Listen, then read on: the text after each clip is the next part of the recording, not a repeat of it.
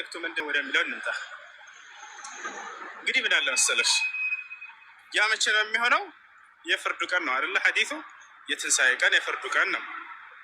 የፍርዱ ቀን ሰዎች እዛኔ ፍርድ ይሰጣቸዋል። እንግዲህ በምድር ላይ አንዱ ሌላውን ጨቁኖ በድሎ ምን ብሎ ይሄዳል።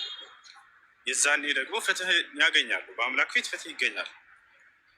በዚያን ጊዜ ነቢያችን ሰለላሁ ዐለይሂ ወሰለም ከሌላኛው ሐዲስ ልጀምርልሽ በደንብ ልትረጅም፣ ፍትህን እንዴት ነው አምላክ አላህ የዛን የሚያደርገው በተበዳደሉ ሰዎች መካከል የሚለው ሲያብራሩ ለሰሃቦች ከዕለታት አንድ ቀን እንዲህ ሲሉ ጠየቋቸው። አትድሩነ መኒል ሙፍሊስ አሏቸው። ከሰው ሁሉ በላይ ደሃ ብሎ ማለት ማን እንደሆነ ታውቃላችሁ አሉ። የነቢዩ ሰለላሁ ዐለይሂ ወሰለም ሰሃቦችም ስለ ምድራዊ ድህነት እየተጠየቁ መሰላቸውና ምን አሉ? አልሙፍሊሱ ፊና ያ ረሱለላህ መን ላ ዲርሃመ ለሁ ወላ መታዕ አሉ። አንቱ የአላህ መልእክተኛ ሆይ በመካከላችን ደሃ ብሎ ማለት ገንዘብና መጠቃቀሚያ ጸጋዎች የሌሉት ሰው ነው ብለው መለሱ። ላ አሉ ነቢ ስ ላ አይ እኔ ስለ ምድራዊ ድህነት አይደለም የምላችሁ አሉ፣ ስለ ትንሣኤው ቀን ድህነት ነው አሉ። በሊል ሙፍሊሱ አሉ ነቢ ስ ላ ሰለም ምን ኡመቲ ረጁሉን የእቲ የውም ልቅያማ ቢሐሰናት ከአምሳል ልጅባል يعني بصدقة وحج وزكاة وعمرة لكنه ظلم هذا وقتل هذا وسفك دم هذا وسب هذا وشتم هذا فيأتون إليه فيأخذون من حسناته فإذا نفد ما عنده من حسنات أخذ من سيئاتهم فطرح عليه ثم طرحه في النار. نبي محمد صلى الله عليه وسلم من أهله دهب له مالت يهسونه يتنسى قناه በምድር ላይ ሳለ ሰውየው አማኝ ነው። በጣም በርካታ መልካም ስራዎችን ሰርቶ ይሄዳል። የትንሣኤም ቀን ተራራ የሚያካክሉ ምንዳዎችን ተቀብሎ ተከፍሎት ይመጣል። በምድር ላይ ሳለ ሰግዷል፣ ጾሟል፣ ምጽዋት አድርጓል፣ ሐጅ አድርጓል፣ ዑምራ አድርጓል። በጣም በርካታ ስራዎችን ሰርቶ ሄዶ የስራውን ምንዳ ይቀበላል። ነገር ግን ደግሞ በምድር ላይ ብዙ የበደላቸው ሰዎች ይኖራሉ አሉ። እነዚያም የበደላቸው ሰዎች ፍትህን ለማግኘት ወደ እርሱ ይመጣል። ገብቶሻል አይደለ? አምላክ እንዴት ነው ፍትህን የሚያደርገው? ለእነዚያ በምድር ላይ ለበደላቸው ሰዎች ይህ ሰው ከሰበሰበው ከተቀበለው ከሰራው መልካም ስራው ምንዳ ይከፈላቸዋል። የሰረቀው ሰው ካለ በምድር ላይ የመታው ሰው ካለ፣ የዘለፈው ሰው፣ የገደለው ሰው፣ ደሙን ያፈሰሰበት ሰው፣ ያንቋሸሸው ሰው፣ እነዚያ ሰዎች ተሰብስበው ይመጣሉ አሉ። የዛኔ ምንድነው ክፍያው? እንዴት ነው? ከሰራው መልካም ስራ በበደላቸው በደል ልክ ይወስዳሉ። ከዚያ ነቢ ሰለላሁ ዐለይሂ ወሰለም ምን አሉ? ያም ሰው አሉ የበደላቸው ሰዎች ሳያልቁ ያ መልካም ስራው ያልቅበታል አሉ።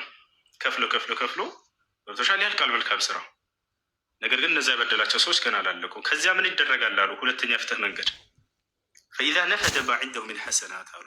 ከእርሱ ዘንድ ያለው የመልካም ስራው ምንዳው ካለቀበት፣ እነዚያ የበደላቸው ሰው ግን ገና ካለቁ ምን ይደረጋል? ኡኺዘ ምን ሰይአቲሂም በበደላቸው በደል ልክ ከእነርሱ ኃጢአት ይወሰድና በእርሱ ላይ ይጫናል አሉ። አይሽ በበደላቸው በደል ልክ ይጫናል። በምድር ላይ በደላቸዋልና እዛ በዚህ መልኩ ይከፈላል። አይሽ አይደለ? يعني ኡኺዘ ምን ሰይአቲሂም ከእነርሱ ኃጢአት ይወሰድና በእርሱ ላይ ይጫናል። ثم طرحه في النار ከዚያ ወደ እሳት ይወረወራል አሉ። አይሽ በዚህ መልኩ ይሆናል። የትንሣኤ ቀንስ የትንሣኤ ማን ነው? የትንሣኤ ቀን ታዲያንስ ከሆኑ ለምሳሌ አይሁድና ክርስቲያን በምድር ላይ ያሉ ልበል፣ ሙስሊሙን በድለውት ገፍቶት በድለውት ገድሎት ደሙን አፍስሰውና ሞተ። የዛኔ የትንሣኤ ቀን ተበዳድለው የሚሞቱ አሉ አይደለ? የዛኔ የሚሆነው እንዴት ነው? ያ አይሁድና ክርስቲያን ከሰራው መልካም ስራ ለዚህ ለበደልከው ሙስሊም ስጥ እንዳይባል የትንሣኤ ቀን ምንም አይነት መልካም ስራ አልተያዘበት፣ ምክንያቱም አምላኩን ክዷልና። ስለዚህ ምንድን ነው የሚደረገው? ሁለተኛው መንገድ ይካሄዳል።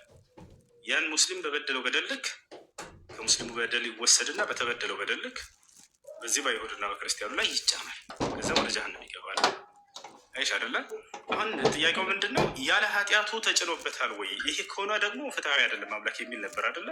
ያው ለዚህ ነው በበደለው በደል ልክ በዚያች ያክል እንጂ የሚጫንበት፣ ያለ በደሉ በፍጹም ከአይሁድና ከክርስቲያኑ ላይ አይጫንበትም። ይቅርታ ወንድሜ፣ እዚህ ጋር እኮ አሁን ሀሳቡን አረዘምኩም። በአጭሩ እኔ ጥያቄ ማለት ነው እዚህ ጋር እኮ ተያይዞ ይልቅ ሌላም ቦታ አንድ ጥያቄ አለ ውስጥ ያለ። ለምሳሌ ኢሳ በእናንተ ማለት ነው አልተሰቀለም አልተገደለም ምናምን የሚባል ነገር አለ አይደል? እንትኑን የቁርአኑን አንቀጽ ባልይዘውም እዛ ጋር ራሱ ምንድነው ሀሳቡ? በኢሳ ቦታ ሌላ ሰው እንደተሰጠ ነው አይደለ? እዛ ጋር ሀሳቡ እና ብዙ ጊዜ ቁርአን ላይ ማለት ነው አንዱ ፍትሃዊ ከሆነ አላህ ለምንድን ነው በአንዱ ጥፋት አንዱ የሚሰጠው? አይደለም አልሰጠም። አላህ ሰጠ ሌላ ሰው። እዛ ጋር እንዴት ነው የሆነው? አስረዳኝ። መሲሁን አላህ ወሰደው፣ አዳ ነው ሊገድሉት አሉ። ፍትህ ነው ያደረገው እሱን አሸሸውና እሱን እንትን ብሎ ሌላ ሰው ተሰቅሏል ነው የምትሉት አይደል? ሌላ ሰው ሰጠ አምላክ አላልንም እኛ። አምላክ ሌላ እንዴት ነው ያላችሁት? እስኪ ያስረዳኝ። መሲሁን አዳ ነው ነው የሚለው ቃል በቃል። እንዴት መሲሁን አዳ ነው አላህ። ምክንያቱም እሱ ምንም ጥፋት የለበትም እኮ በሱ ቦታ እኮ አንድ ሌላ የተደበደበው የምትሰቀለ እንዳለ እኮ ቁርአናችሁ ይናገራል። የሚለው ምንድን ነው? ወማ ቀተሉሁ ወማ ሰለቡሁ ወላኪን ሹቢሀ ለሁም ይላል። አልገደሉትም፣ አልሰቀሉትም፣ ነገር ግን ለእነርሱ ተመሰለ ነው የሚለው።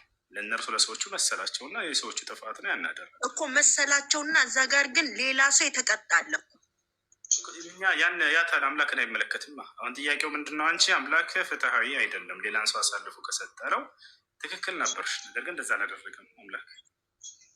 እሺ ይሁን፣ እሱን እንለፈው። አንድ ጥያቄ ልድገም ይቻላል? ጊዜ አለ? እሺ ሱራ 5:33 ያለው ሀሳብ እንዴት ነው የሚታየው? ማለት አንቀጹን ከተሳሰ እዛ ጋ እኔ የማውቀው ሀሳብ እንደዚህ ነው። አላህንና መልእክተኛውን ያልተቀበለ ይገደል። ሱራ 5:33 አይደለ? አንቀጹን ከተሳሳትኩ አርመኝ። ሀሳቡ ግን መጠየቅ የምፈልገው ግን እሱ ላይ ነው። አብሽሪ አብሽሪ አብሽሪ። ሱራ 5:33 ነው ያልሽው? እሺ ነበር ስልኬን ያደረኩት ልጆች ማንም ይነግረኝ ያው እዛ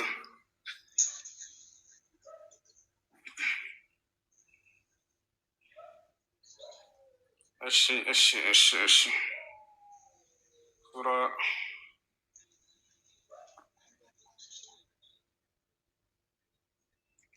እሺ 5:33 ነው ያልሽው? አዎ ሀሳቡን አብረህ ተረዳኝ ማለት ምናልባት ሱራውን ከተሳሳ ኢነማ ጀዛኡ አለዚነ ዩሓሪቡነ አላህ ወረሱለሁ። አላህና መልእክተኛውን የሚዋጉ ሰዎች በምድር ላይ ጥፋትን የሚያደርጉ ሰዎች አለ አይሻርና እንጂ ዝም ብሎ በመካዳቸው አይደለም። በምድር ላይ ጥፋትን የሚያደርጉ ማለት ከሰው ጋር በመገዳደል የሚያደርጉ ሰዎች፣ ለምሳሌ አላህ በሱረቱል በቀራ ላይ እንደተናገረው ወቃቲሉ ፊ ሰቢልላህ አለዚነ ዩቃቲሉነኩም፣ እነዚያ በአላህ መንገድ ላይ የሚዋጓቸውን የሌላ እምነት ተከታይ ተዋጓቸው ይላል። የሚዋጓቸውን አለ። የሚዋጋን ሰው አንቺ ሊገድልሽ የመጣን አካል ከራስሽ መከላከል ቢያዝሽ አምላክ ይሄ ፍትህ እንጂ በደል አይደለም። የፍትህ አይነትማ አይደለም።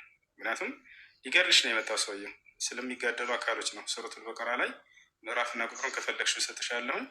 ቃል በቃል ምን ይላል? የሚጋደሏቸውን ተጋደሏቸው ነው የሚለው። ሊጋደልሽ የመጣ ማለት አሁን ይሄ ሱራ የወረደበት ወቅት የትኛው ነው? በጦርነት ሰዓት? እሺ በጦርነት ሰዓት ከወረደ ግን ስቲል ይሰራል አይደል? ጊዜያዊ አይደለም የወረደው። ዛሬ ከመጡ ሰዎች ከራሳችን እንከላከላለን። እሺ ይህን ሀሳብ አሁን ወዳለን ሰዎች እናምጣውና አሁን ለምሳሌ እኔ ነብዩ በህይወት ሄዱ ማለት ሞተዋል እና ነብዩ ሞቷል። አላህንም የትም ላገኘው አልችልም። ልሞግትና ልቃረን የምችለው ማለት አሁን እዚህ ጋር ምንድን ነው የሚለው ሀሳቡ የሚቃወሙ አይደለ? መቃወም የምችለው በሀሳብና በትምህርት ነው። የሚቃወሙ አይደለም በሱ አይደለም የሚዋጉ ነው የሚለው። የሚዋጉ ዩሐሪቡነ ማለት የሚዋጉ ማለት ነው እኮ። እንዴት እዋጋለሁ? አሁን እኮ አሁንም ይሰራል ካልከኝ ሀሳቡ የወረደው ሱራ አሁንም ይሰራ ከሆነ ማለት ነው። አሁን እኔ ነብዩን አላገኛቸውም አልኩ እኮ። አላህንም በምንም ላገኘው ልዋጋው አልችልም። በአካል እንደዚህ በአካል የምትገልጸው አይደለም። ግን የሀሳብ ውጊያ የሚባል ነገር አለ። መውጋት ማለት አይደለም ወገናችን። አይዋ በሀሳብ ነው የምትዋጋው፣ በትምህርት አይደለም የሚያወራው ወገናችን።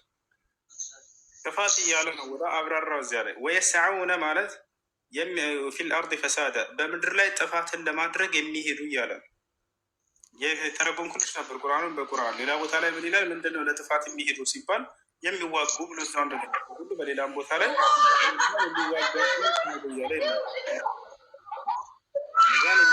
እዚህ ጋር እኮ አንድ ታሪክ እንደውም የተያያዘ አለ ማለት ቦታውን ቁጥሩን በትክክል አልያዝኩትም፣ ግን ለምሳሌ ነቢዩን ተቃውሞ ማን እሱን መግደል ይችላል በሚል እንትን ነቢዩ ያስገደለው ሰው አለ አይደለ? ነቢዩን ተቃውሞ ማለት ነው። ስህተት አይደለም፣ የተጻፈ እኮ ነው ወገናችን። መጻፈው አይደለም እኛ ጋር ሰሒህ እና ضعيف የሚባል ነገር አለ። ውሸት እየሰበሰቡ ይነግሯቸዋል። እንደዛ እኮ ነው ወንድማችን። እንደሱ አይደለም፣ ስለማውቀው ነው አይደለም። አሁን እዚህ ጋር መጋደል የሚለው እያሳየሽ ነበር። አንቺ አልፈልግም ማለት እንጂ ቃል በቃል ፈልጋለሁ አሳየኛል ስላሳየሽ በቃ እንግዳውንስ የሚጋደሏቸውን ነው ተጋደሉ የሚል ያለው በቁርአን ላይ የራሱ ቁርአንን ይፈተዋል። አላህ ራሱ በቁርአን ላይ ሲናገር እነዛን የሚጋደሏቸውን ተዋጉ፣ ከዚያ ውጭ ግን ወሰን እንዳታልፉ ይላል። ያ ማለት ሰላማዊ የሆኑ ሰዎችን እንዳትነኩ እያለ ይናገራል አላህ ሱብሓነሁ ወተዓላ። ወቃቲሉ ፊ ሰቢሊላህ አስተምህሮቱ ላይ እኮ ነው። አሁን እኮ ሀሳብ የምታነሳው ወይም የምትናገረው አስተምህሮት ላይ ነው አይደለ? ሌላ ምን ያድር? ማንም ሰው መቃወም ይችላል እያልኩሽ እኮ ነው። የግዴታ ተቀበሉ አይባልም። መጥቶ ሰውየው መቃወም ይችላል እንደፈለገ በተሻለ አይደለ? ይሄማ እመን ከተባለማ የግዴታ ሙስሊሙን እያልክ እያስገደድኩ ነው። እሺ እንደዚህ የሚል ሀሳብ የለም። ለምሳሌ ሁሉም ለነብዩና ለአላህ እስኪገዙ ድረስ እስኪገዙ አይደለም የሚለው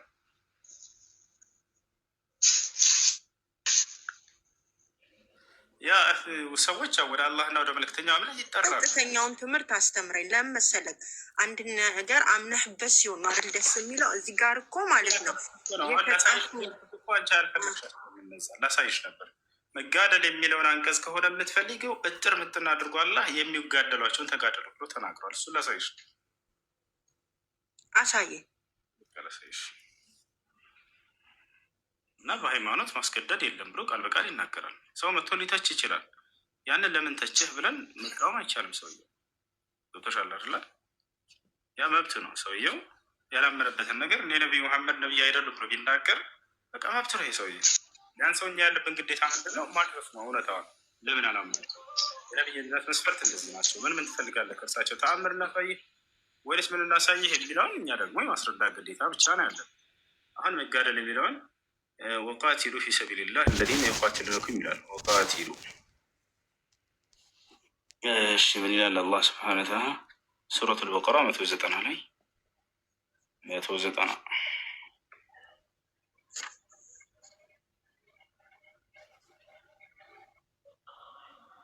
ያው እነዚያንም የሚጋደሏችሁን ከሃዲዎች በአላህ መንገድ ተጋደሉ አለ። የሚጋደሏችሁን የሚለውን አስመሩበት። ከዚያስ ምን አለ? ወሰንን አትለፉ አለ። ምን ማለት ነው ወሰንን አትለፉ ማለት? የማይጋደሏችሁ ላይ ወሰን እንዳታልፉ እንዳትጋደሏቸው ማለት ነው። አላህ ወሰን አላፊን አይወድምና አለ። ወሰን አልፈው የሚዋጉ ሰዎችን ሂደው ሰላማዊ ሰውን የሚዋጋን አይወድም አላህ። ስለዚህ የሚጋደልን ነው እያለ ያለው ማለት ነው። እሺ አሁን ያሳየኝ ሀሳብ ቅድም የሰጠሁት ምዕራፍ ላይ ነው አይደለም አይደል? ሌላ ነው ይሄ ከቁርአን ላይ ነው። ሙሉ የቁርአን መልእክት አንድ ነው ወገናችን፣ ምን ላይ አይደለም። እሺ ሌላ ሀሳብ ማንሳት እችላለሁ ነው? ለሰው ልልቀቅ ይቻላል። እሺ ቁርአን ላይ አብዛኛው ቦታ ላይ ለሴቶች የሚነገሩ ነገሮች የሆነ አድሎ የሚይዝ ያስመስላል። እና ለምሳሌ አንድ ምሳሌን ባነሳ ሴቶች በእምነትና በአይምሮ ጎዶሎ ናቸው ይላል። ልመልስልሽ መልስልኝ። ናቅሰቱ ዓቅል ወዲን የሚለው ነው። ነቅስ ማለት ብዙ ትርጉም አለው። አንደኛ ጉድለት፣ ሁለተኛ ማነስ፣ ሶስተኛ መርሳት የሚል ትርጉሞች አሉት። ታዲያ እዚህ ቦታ ላይ የትኛው ነው የታሰበበት? ጉድለት ነው ወይንስ ደግሞ ማነስ ነው ወይንስ ደግሞ መርሳት የሚለው ነው ወደሚለው እንጣ። የታሰበበት መርሳት የሚለው ነው። ለምን ከተባለ እዚያው ላይ ነቢ ሰለላሁ ዐለይሂ ወሰለም የጠየቅሽውን ሐዲስ እየተናገሩ እንዴት ነው ይሄ ነቅስ የተባለው ከምን አንጻር ነው ተብለው ተጠይቀው ነበር። ሰምተውሽ ከሆነ ምናልባት ሙሉውን ነግረውሽ ከሆነ ምን አሉ ነቢ ሰለላሁ ዐለይሂ ወሰለም? ከወንድ አንድ ምስክር ከሆነ ከሴት ሁለት ምስክር አይሆንም ምን ብለው ተናግረዋል አይደለ? እንደዛ አሉ። ለምንድን ነው ይህን ያደረገው አምላክ ብለን ስናይ በቁርአን ላይ ራሱ ሲናገር ምክንያቱን ወስተሽሂዱ ሸሂደይን ሚን ሪጃሊኩም ፈኢን ለም የኩና ረጁለይን ፈረጁሉ ወምርአታን አለ። አንተ ضل ኢሕዳሁማ ፈቱዘኪረ ኢሕዳሁማ ልኡኽራ ብሎ ይናገራል። ታች ከምስክሮቻችሁ ሁለት ወንዶችን አስመስክሩ አለ። አንድ ወንድ ብቻ ከሆነ የተገኘው ከሴቶች ሁለት አድርጎ ደግሞ አለ። አይሻርል ለምን? ምክንያቱ ምንድን ነው? ጎደለ ስለሆኑ ነው ያለው? አይደለም። አንደኛው አሁን እዚህ ጋር ስትመልስልኝ ወንድሜ አንተ ቁርአኑን እያረምከው ሳይሆን ቁርአኑ ነው አንተ ሊያርም የሚገባው አይደል? ቀጥታ ያለውን ቃል ነው ጎዶሎ ናቸው የሚለው ቃል በቀጥታ ነው አይደል የተጻፈው? አልተጻፈም። እንደሱ አይደለም የሚለው እያስረዳዎች ነው። ወገናችን ብትረጋጊ ጥሩ ነው። ችግር የለም እንረጋጋለን። ግን ስታስረዳኝ የሆነ አንተ እያስተካከልከው አይሁን። እኔ እያስተካከልኩ ሳይሆን አንቺ ጭንቅላት የነገሩሽ ያችን ብቻ እንድናገር ነው። እኔ በነገሩኝ አይደለም አዲስ ታይም እያነበብኩ ስላለው ሆነ ላስረዳሽ። ነቅስ የሚለው ቃል ብዙ ትርጉም አለው እያልኩኝ ነው። በቁርአን ላይ ላሳይሽ። ይህን ምክንያቱም ነቢ ሰለላሁ ዐለይሂ ወሰለም ተናገሩ መጨረሻ ላይ አይደለ? ዋናው ያ ነው። እዛ ቦታ ላይ ምክንያቱ ምንድን ነው ሲባል ጊዜ ነቢ ሰለላሁ ዐለይሂ ወሰለም ከምስክር አንጻር እንደሆነ ተናገሩ። ነቅስ የሚለውን ቃል ማለት ነው። ከምስክር አንጻር ከወንዶቻችሁ አንድ ከሆነ ከሴቶች ሁለት አይሆንም ምን ብለው ተናገሩ። አየሽ አይደለ? ይህን ደግሞ አንቺን ሰምተሻል አይደለ? ይህ ለምንድን ነው እንዲህ ያደረገበት ምክንያት አምላክ ብለን ስናይ ጊዜ በቁርአን ላይ ራሱ ይህን ምክንያቱም ሲናገር ከወንዶቻችሁ አንድ አስመስክሩ ከሴቶች ሁለት ብሎ ከተናገረ በኋላ አንደኛዋ ብትረሳ ሌላኛዋ እንድታስታውሳት ዘንድ አለ። ስለዚህ ነቅስ የሚለው መርሳት ማለት ነው። ሁለት የሆኑበት ምክንያት ጎደለ ስለሆነ ሳይሆን አንደኛዋ ብትረሳ ሌላኛዋ እንድታስታውሳት ብሎ ተናገረ። ይህ ነው መርሳት ነው የሚለው ነው ትርጉሙ። መርሳት ደግሞ የምን ባህሪ ነው? የሰው ልጅ ባህሪ ነው። አላህ በቁርአን ላይ ምን ይላል? ወለቀድ አሂድና ኢላ አደም ሚን ቀብል ፈነሲየ ይላል። ከዚህ በፊትም ወደ አዳም ኪዳንን አወረድኩለት እርሱም ረሳም ይላል። መርሳት የሰው ልጅ ባህሪ ነው። አየሽ፣ የሚያስወቅስ ነገር አይደለም። ልክ እንዲሁ ደግሞ ማን ነው የማይረሳው ከተባለ አምላክ ነው የማይረሳው። ላ የضሉ ረቡከ ወላ የንሳ፣ እኔ ጌታ አላህ አልሳሳትም አልረሳምም ማለት። ለመሆኑ በመርሳት ምክንያት እንደሆነ ሁለት ምስክር ሴት ሆነ የተባለው ማስረጃ ምንድን ነው? ኑ ላሳያቸው። ራሱ አምላክ አላህ ጎደሎ ስለሆነች ሳይሆን አንዷ ብትረሳ ሌላኛዋ እንድታስታውሳት ብሎ የተናገረበትን በማስረጃ ላሳያቸው። አየተ ዴኒ ላይ እናገኘዋለን። ወደ እሱ እንሂድ። አብሽር። ያው እነዚህ ጋር ምን ይላል? ወደ አማርኛ ልቀይርላችሁ። ያው እናንተ ያመናችሁ ሆይ እስከ ተወሰነ ጊዜ ድረስ በዕዳ በተዋላችሁ ጊዜ ጻፉት። ጸሐፊም በመካከላችሁ ትክክል ይጻፍ፣ ጸሐፊም አላህ እንዳሳውቀው መጻፍን እምቢ አይበል ይጻፍም ይላል። ያም በእርሱ ላይ ዕዳው ያለበት ሰው በቃሉ ያስጥፍ እያለ አላህንም ጌታውን ይፍራ እያለ ይናገራል። እና እዚህ ቦታ ላይ ስለ ምስክር ይናገራል። ያው ምን ይላል አምላክ? ከወንዶቻችሁም ሁለት ምስክሮችን አስመስክሩ። ይታይሻል እዚህ ጋር ከወንዶቻችሁም ሁለት ምስክሮችን አስመስክሩ። ሁለት ወንዶች ባይሆኑ ከምስክሮች ሊሆኑ ከምትወዷቸው የሆኑ አንድ ወንድና አንደኛዋ ያውና አንድ ወንድና አንደኛዋ ስትረሳ አንደኛይቱ ሌላኛዋን ታስታውሳት ዘንድ ሁለት ሴቶች ይመስክሩ። አላየሽ? አንደኛዋ ስትረሳ ሌላኛዋን እንድታስታውሳት። ስለዚህ ሁለት የሆኑበት ምክንያት ምንድን ነው? ለምስክር ሲባል ጊዜ መርሳት ነው። አንደኛዋ ብትረሳ ሌላኛዋ እንድታስታውሳት ነው። ሁለት እንዲሆኑ ያዘዝኩት እያለ ነው አምላክ። ስለዚህ መርሳት ነው። አንደኛ ይሄ ነው። ሌላ ሴቶች ሙሉ ናቸው ብሎ ነቢ ሰለላሁ ዐለይሂ ወሰለም የተናገሩበት ቦታ ደግሞ አሁን ላሳይሽ፣ ጉድለት እንዳልሆነ ሐዲስ የሚያሳየው ማለት ነው። ነቢያችን ሰለላሁ ዐለይሂ ወሰለም ሐዲስ ላይ ሲናገሩ ምን አሉ? ከሙለ ሚነ ሪጃል ከሲር ወለም የክሙል ሚነ ኒሳ ኢላ አርበዓ አሉ። ወሁም መርየም ወአሲያ ወፋጢማ ወኸዲጃ አሉ። ነቢዩ ሰለላሁ ዐለይሂ ወሰለም ምን አሉ? ከወንዶች ምሉዕነትን የተጎናጸፉ በርካታ አሉ እዚህ ዓለም ላይ አሉ። ከሴቶችም እንደዛው ምሉዕነትን የተጎናጸፉ አሉ አሉ። ከእነዚያ መካከል ሙሉነትን የተጎናጸፉ ሴቶች አንደኛዋ ማነች አሉ? የመሲሁ የዒሳ እናት ማርያም ነች አሉ። ማርያም ሙሉ ሴት ነች ብለው ነቢ ሰለላሁ ዐለይሂ ወሰለም ገልጸዋታል። አያቸው። ስለዚህ ጉድለት አይደለም። ሴቶች ጎደሎ ናቸው ቢባል ኑሮ እንደዛንም ያጠቃልል ነበር። ነቢ ሰለላሁ ዐለይሂ ወሰለም ከወንዶችም ሙሉነትን የተጎናጸፉ እንዳሉ ሁሉ ከሴቶችም ሙሉነትን የተጎናጸፉ አሉ ብለው ገለጹ። ስለዚህ ጉድለት ሳይሆን ስለ መርሳት ነው የሚናገረው። ይሄኛው ሀሳብ እኮ ሌላ ቦታ ነው። ይቅርታ ግን ወንድሜ ስላቋረጥኩ። እኔ ያልኩ ከሀሳብ የቱ ጋር መሰለ? እንደውም እዛ ጋር ሀሳቡን ሲፈታው ምንድን ነው የሚለው? ሴቶች በወራዊ ግዴታቸው ጊዜ ሶላት ስለማያደርጉና ሌላ ደግሞ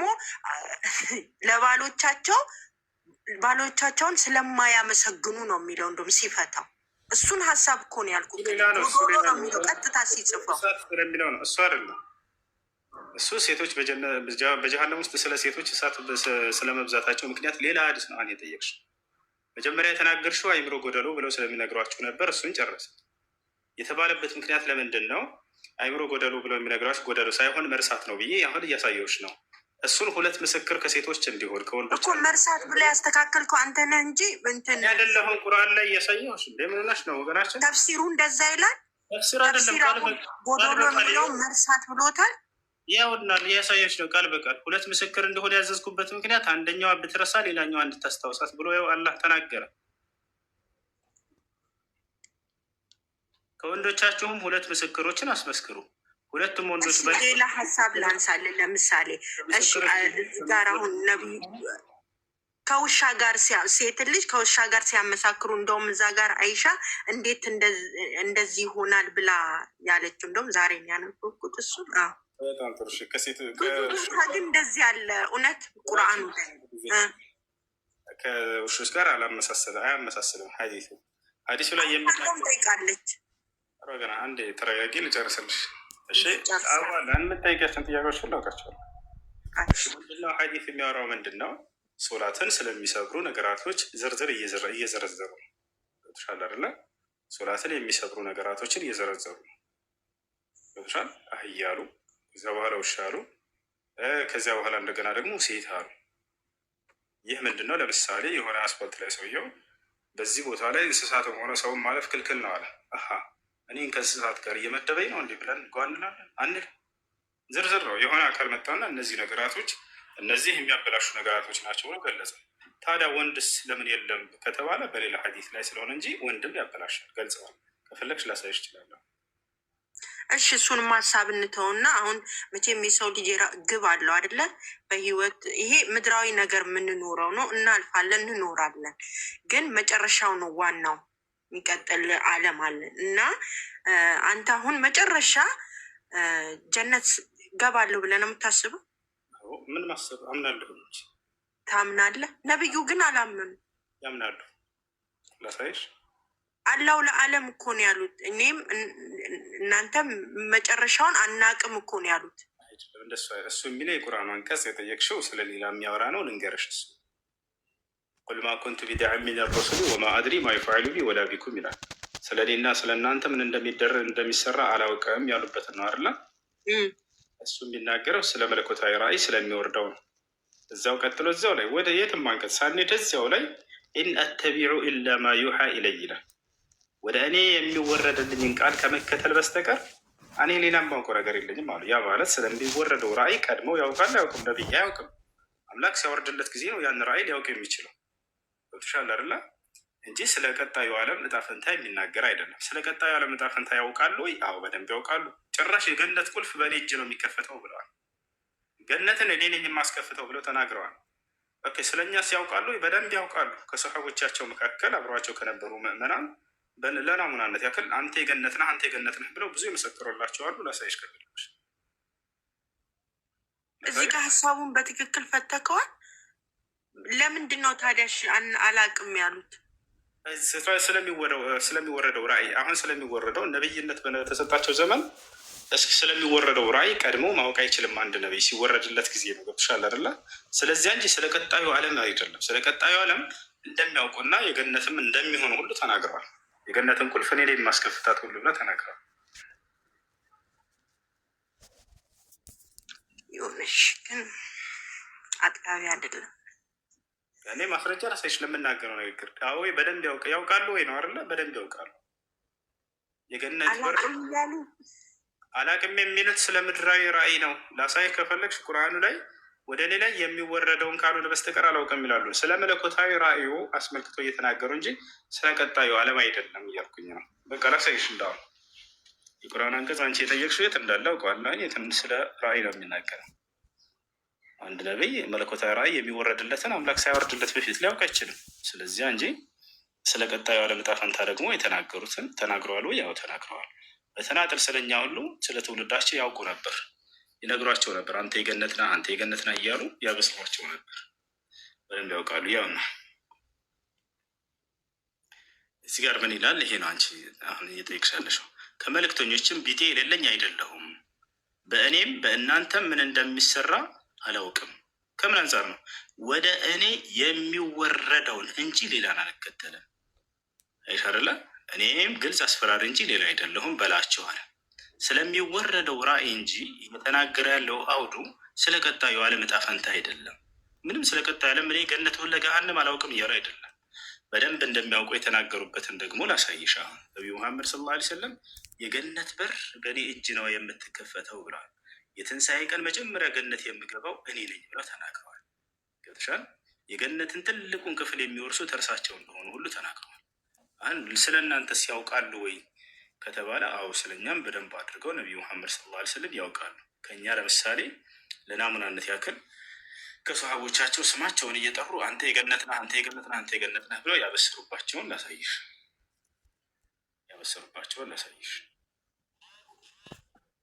ስለኛ ያውቃሉ።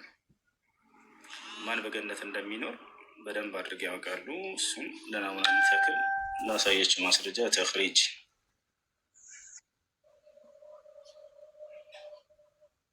ሐዲስ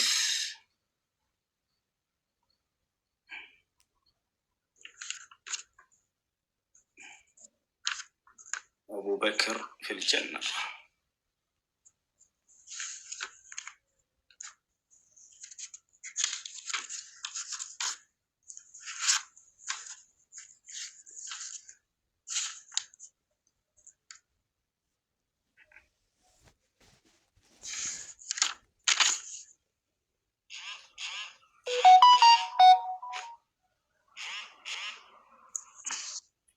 እሺ ያ እነዚህ ጋር ይሄ ነው።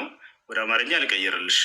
እዚህ ለናሙናነት ያክል 10 የእርሳቸውን ባልደረቦች ስማቸውን እየጠሩ አንተ በገነት ነህ፣ አንተ በገነት ነህ ብለው ያበሰሩባቸው። ስለዚህ ስለኛም ስለ ራሳቸውም ወደፊታቸውን እንደሚያውቁ እንደተናገሩ ላሳያቸው። ያውና አቡበክር በጀነት ነው፣ ዑመር በጀነት ነው፣ ያው አሊ በጀነት ነው፣ ዑስማን በጀነት ነው፣ ጠልሃ በጀነት ነው፣ ዙበይር ብን ልዓዋን በጀነት ነው፣ አብዱራህማን ብኑ ዐውፍ በጀነት ነው፣ ሰዒድ ብኑ ዘይድ በጀነት ነው፣ ዘይድ ብኑ ዐምር በጀነት ነው፣ ኢብኑ ኑፈይል በጀነት ነው እና አቡ ዐብድላህ አቡ ዑበይዳ ብኑ ልጀራህ በጀነት ናቸው እያሉ ነቢ ሰለላሁ ዐለይሂ ወሰለም እነዚህን የገነት መሆናቸውን የወደፊታቸውን ያሳውቋቸው እንዳይነገሯቸው ናቸው። ስለዚህ ስለ እናንተም ስለ እኔ ምን እንደሚሰራ አላውቅም የሚለው ስለ ገነትና ስለ ገሃነም ጉዳይ አይደለም። ስለ ገነትና ስለ ገሃነም በደንብ ያውቃሉ። ማን ገነት ማን ገሃነም እንደሚገባ ይህንንም ተናግረዋል። እዛ ስለ መለኮታዊ ራእይ ነው የሚናገረው። ወደፊት የሚወረደውን አያውቁም። አንድ ነቢይ ሳይወረድለት በፊት የሚወረድን ቃል ከአምላኩ ዘንድ ቀድሞ ሊያውቅ አይችልም። አምላክ ሲያወርድለት ጊዜ ነው የሚያውቀው። እዚህ ጋር ግን ስለ ቀጣዩ ዓለም ያውቃሉ ከተባለ፣ አዎ ስለ ቀጣዩ ዓለም ማን ገነት እንደሚገባ ብዙ ቦታ ላይ ተናግረዋል። ቢላልም አዎ የገነት ነው፣ ኢትዮጵያዊ ከኢትዮጵያ ገነት የሚገቡ ሁሉ እንዳለ ተናግረዋል። ኢትዮጵያዊ ሶሃባ ቢላል የገነት እንደሆነ መስክረውለታል።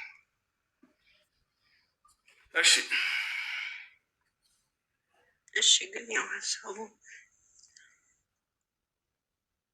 መልካም፣ ሌላ ጊዜ ለሰው ተራ ልልቀቅ። አመሰግናለሁ። እሺ